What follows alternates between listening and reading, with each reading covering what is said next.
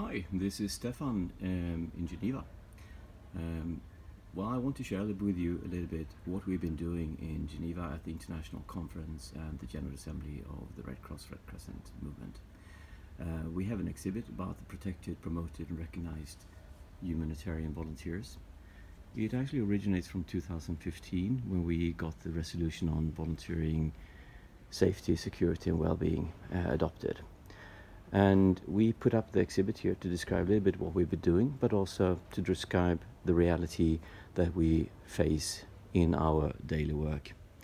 So we have put here a clothes hanger or rack with 93 t-shirts.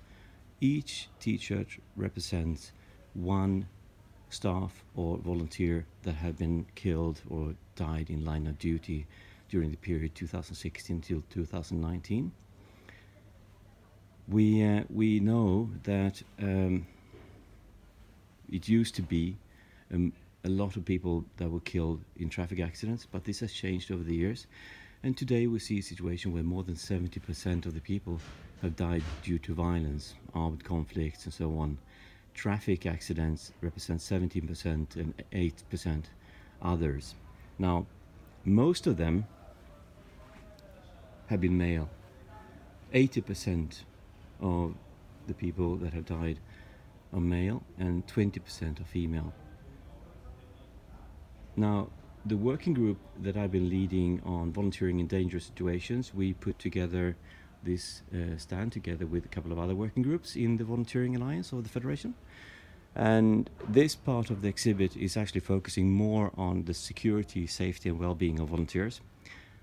We know it's a risky business that we're into. We work in most difficult situations, and we know also that the governments and the grand bargain localization agenda, they're interested to use the Red Cross, Red Crescent volunteers, but we also are quite aware of that they have not been well equipped to be able to deal with this increased humanitarian aid that should be focused on the local community.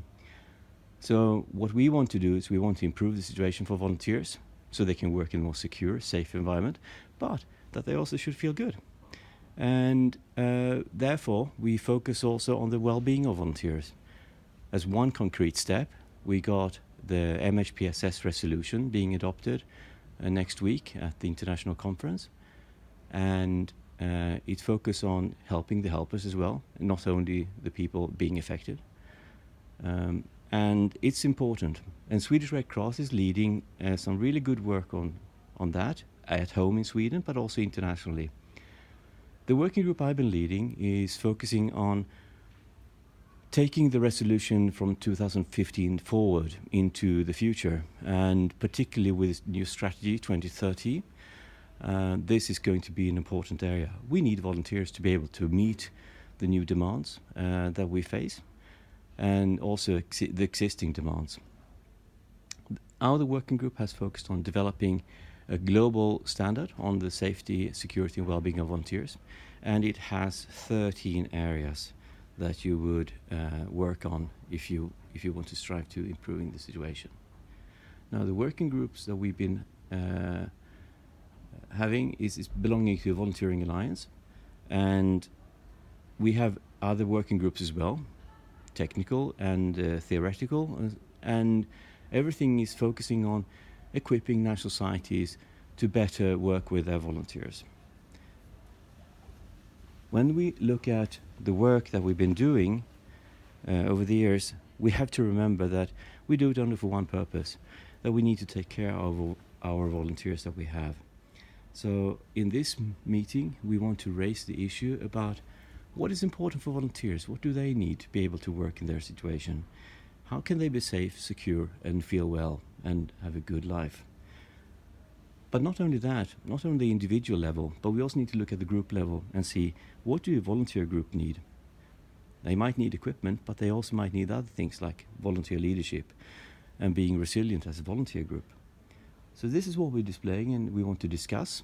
We have a big challenge in front of us because we know that this is a situation that has been deteriorating over the years.